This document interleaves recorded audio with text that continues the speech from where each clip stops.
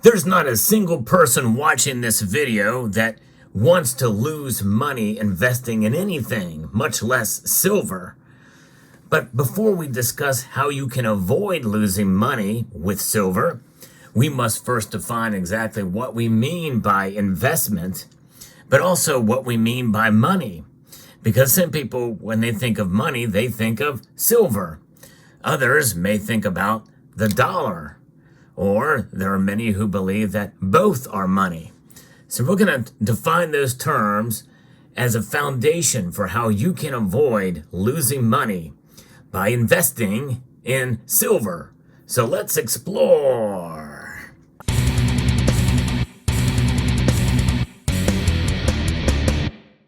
I'm choosing my words very carefully in this video because I think words matter. The definitions of words matter as well. Now, there can be some subjectivity in terms of, and context with regards to some of these terms. But I think in order to really get a better understanding of how you can avoid losing money, we have to first define these terms. But before I get there, I want to make one other caveat. You might be screaming at the screen saying, well, why don't you tell us how to make money with silver instead of losing money with silver? That's part of the strategy, folks, because in the end, that is what it's about. Silver is about wealth preservation, not wealth creation. So therefore, why would you call that an investment? Well, I'm going to pause there again, because before we tackle that word, we must first define what money is. I don't care, the most ardent among us who hate the Federal Reserve notes, especially like the one that you see before you here, they say cash is trash. It's fiat toilet paper. It's not worth the paper it's printed on, although technically it's cotton linen fiber. But regardless, how can somebody say that this is money? Well, I define it as money because it has all the attributes of money, save for, and this is where the argument comes into play, as a store of value. But make no mistake, it is a store of value. It's just a declining store of value. So it has all the attributes. It's fungible, it's recognizable, it's divisible, all of those things. But it is also a store of value. It's just that it's loss of value as at a rate now that is outside of the comfort zone of the Federal Reserve, and even more importantly, many Americans out there. In fact, it affects very little the upper rich, but most of us are not in that category. It's essentially a hidden tax, inflation is. It is now, as I record this video, sitting at 3.5%. But many people feel that even now, from year over year, it's probably double digits. And when you tack that on top of what it was last year at this time, we know it's well beyond 20%. And when you think about the loss of value of this dollar over the course of, since the inception of the Federal Reserve Act of December the 23rd, 1913, it's lost about 98% of its value. It's a losing proposition, make no mistake. All fiat currencies will eventually die. But while they are utilized and while they are recognized, in fact, the strength of this dollar is compared to other currencies around the world, and there are other nations that are clamoring for it, even with what we're seeing with the de-dollarization. So we can't discount the fact that the dollar is indeed a form of money. It's just what I refer to as bad money or unsound money. This, though, I believe, is sound money. Silver, in all of its various different forms that you see on your screen here. And many people would even argue about that because silver is seen so much as a commodity these days, which means that as commodities are something that can be invested in. And that's kind of where we get to where we're talking about an investment, and we're going to define that. But first, let me just further clarify. Silver has been recognized as money for thousands of years.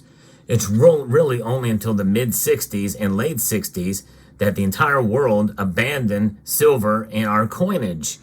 That silver standard, as it were, was done away with because they could not keep up with the fact that it was becoming more valuable than the denominations that had been minted and struck on these coins for this part of history. So therefore, they abandon it, which means that it superseded and passed well beyond the face value of the coins.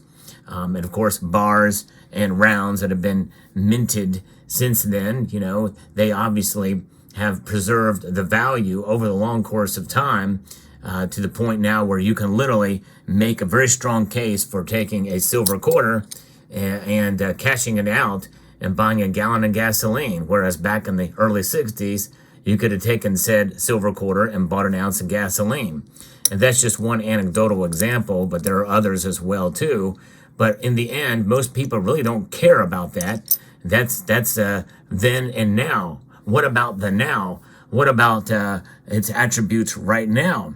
Because what people really care about is what they pay for it and what they will get when they go to sell it.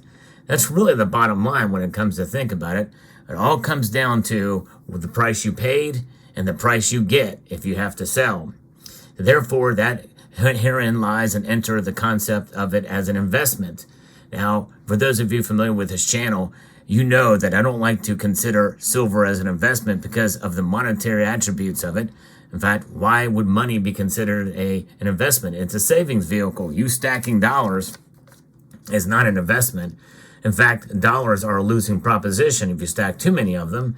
Well, even just one of them, you hold on to it. In fact, from the time that I've acquired this dollar bill, it's lost definitely over 20 cents, more than likely, of value.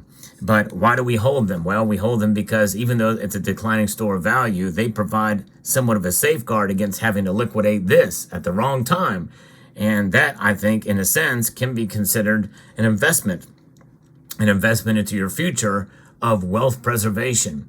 Investment. How do you define investment? Well, you can look up different versions of it in a dictionary, and most of those will say that with a certain level of risk in the financial world, you can make money, and you can make money adjusted for inflation on your stock, bond, asset class, or what have you.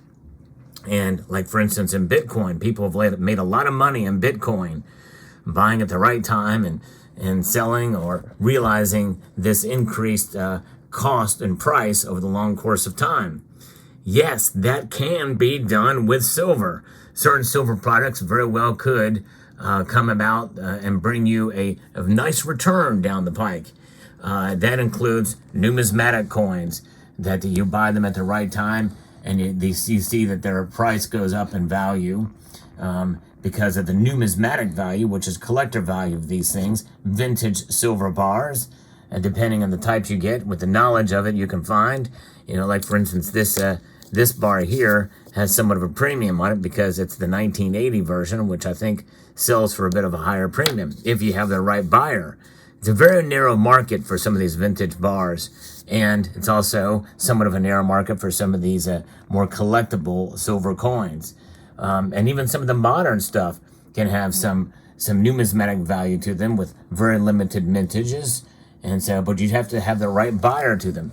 Some of those you can do very, very well with, but it does require timing and patience, waiting for the right time to sell those bars or coins or rounds. And I thought I was exercising great patience, where I ended up losing money on a set of coins that I bought. I'm very excited about. Thought I cannot lose with these, but I did. It's a gamble. It's a strategy that I failed on when I sold those coins, because I got less than issue price for them. After silver price had actually increased, I still got less than issue price for them.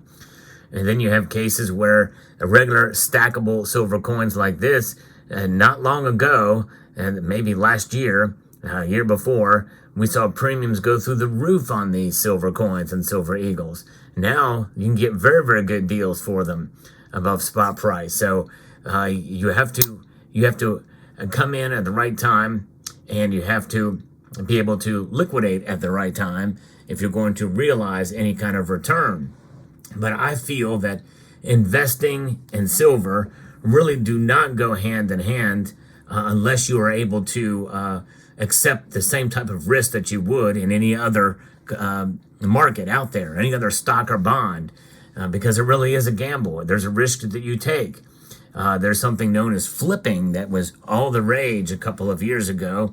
Many people buying a certain semi or better bullion pieces and collectible silver coins for a profit. That's a way to be able to make a nice return on your money. And I did that with a U.S. Mint release with an Eagle U.S. Mint release on 2 times, the enhanced reverse proof San Francisco Mint coin. I did very well on that. That's one of the rare exceptions where I did well, where that investment paid off. But by and large, most of us here are stacking silver. We are not flippers. We are not coin collectors or coin dealers, most of us. And so we don't like that level of risk. That's the whole reason why we stack silver.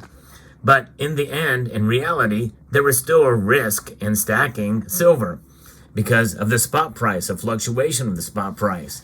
And so therefore, really in the end, when you take it to that primal level, that level of stacking where you're just doing it by the ounce and you're adding weight to your portfolio, I feel the best way to do that is to time your purchases utilizing dollar cost averaging. In other words, setting a budget every pay period or every month and saying, I'm going to buy every month based off of my budget.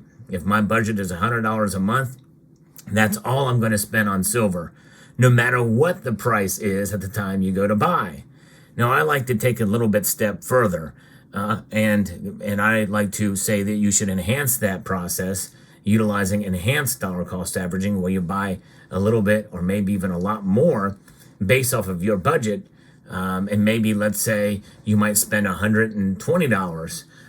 You're a little bit flexible there. $120 if the price dips dramatically, and you can come in and accumulate a lot more silver, all things considered. And then maybe when the price spikes dramatically, the day you're ready to make your purchase, you buy much less and maybe only spend $60 or $80.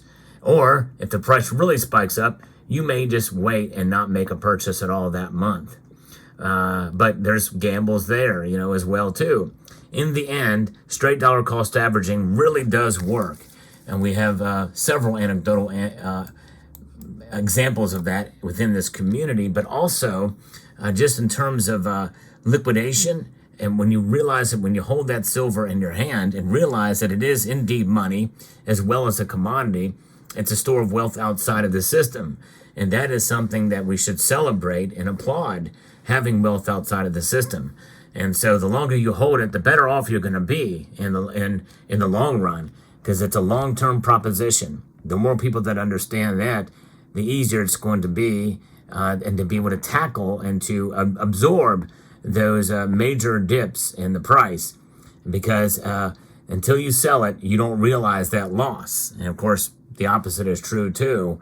And that is the case with any investment out there as well.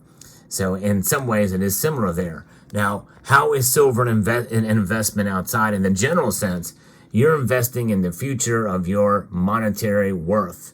And that, in terms, means that silver is a great investment, because you're investing outside of the current system from which we find ourselves a part, the fiat Federal Reserve system. To me, that's invaluable. You cannot put a price on that, but you can put a weight on it, because we measure our wealth in ounces, not dollars. And we have dollars on hand to protect our measure of wealth in ounces. Does that make sense? I hope it does. I hope you found this video informative, insightful, and educational. So I'd like to extend a multitude of gratitude to each and every one of you for taking the time to watch and realize that when you can not lose money with silver, that means you hang on to it or wait for a convenient time to sell when the price is up, that you can do well on all of it. And when you have that, then you're going to be just fine. So I'd like to extend a multitude of gratitude to each and every one of you for taking the time to watch, and encourage you to please rate, share, comment, and subscribe.